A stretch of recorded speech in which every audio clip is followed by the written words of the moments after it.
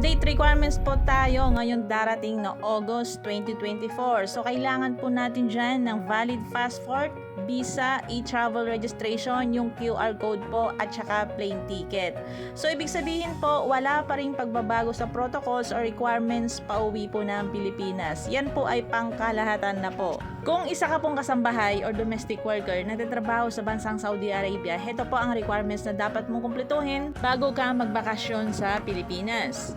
Kailangan po natin dyan ng valid passport, re-entry visa, plane ticket, round trip, e-travel QR code, at saka verified contract, standby polo. Paalala ko lamang po, ang verified contract po ay kailangan po ng appointment. Pwede pong si amo mag-asikaso, pwede rin po si worker. Heto naman po para sa mga skilled worker sa bansang Saudi Arabia. Kung isa kang skilled worker at nag-transfer ka sa another employer, kailangan mo pong i-verify ang inyong Kiwa contract bago po magbakasyon sa Pilipinas. At huwag niyo pong kalimutang dalhin ang inyong active ikama. Proceed naman po tayo sa bansang Kuwait. Kung isa kang household worker sa bansang Kuwait, heto naman po ang mga requirements na dapat mong kumpletuhin bago ka magbakasyon sa Pilipinas. Kailangan po natin dyan ng valid passport, re-entry visa, or yung civil ID. Active po civil ID. Kailangan nyo po itong dalhin lagi. Round trip ticket, e-travel registration, at saka verified contract. Yung verified contract po, kailangan nyo din ng appointment. Kung hindi po kayo makapag-appointment, tumawag o pumunta po sa pinakamalapit na polo. Wag rin po kalimutan na magpa-biometrics. Marami pong na-hold sa immigration yung magbabakasyon po sa Pilipinas na hindi natuloy dahil wala silang biometrics at wala silang dalang civil ID.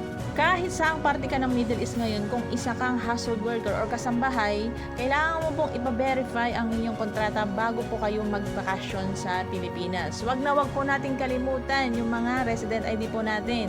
Para po sa karagdagang katanungan, pwede po kayong tumawag sa pinakamalapit na polo kung saan po kayo nagtatrabaho. Sa mga nagtatanong naman po, halimbawa naka-isang taon ka pa lang kay amo tapos gusto mo nang umuwi, depende po yan kay amo kung bibigyan ka po ng exit visa. Kung bibigyan ka ng exit visa, makakauwi ka po. Pero pag hindi, hindi ka po makakauwi. Sa lahat naman po na nagtatanong kung paano nila makuha ang kanilang mga indemnity or end of service benefits. Ang end of service benefits po or indemnity, ibibigay po to ni amo kung ikaw ay exit na sa kanya. Hindi po niya to ibibigay kung magbabakasyon ka lamang po. Pero depende pa rin po ito sa pag-uusapan ng iyong amo. Keep on updated lamang po sa mga requirements or protocols pauwi po ng Pilipinas para hindi po tayo magka-problema sa airport. Lalong-lalo na po yung may mga connecting flight. Alamin po ninyo ang inyong bansang dadaanan kung kailangan po ng declaration form o kaya transit visa. Paalala ko rin po, wag po kayong maglagay ng sobra-sobra sa inyong mga maleta. Mahal po ang charge bawat 1 kilo. Ito po ang inyong lingkod, Joancy Fernandez po, isang OFW advocate.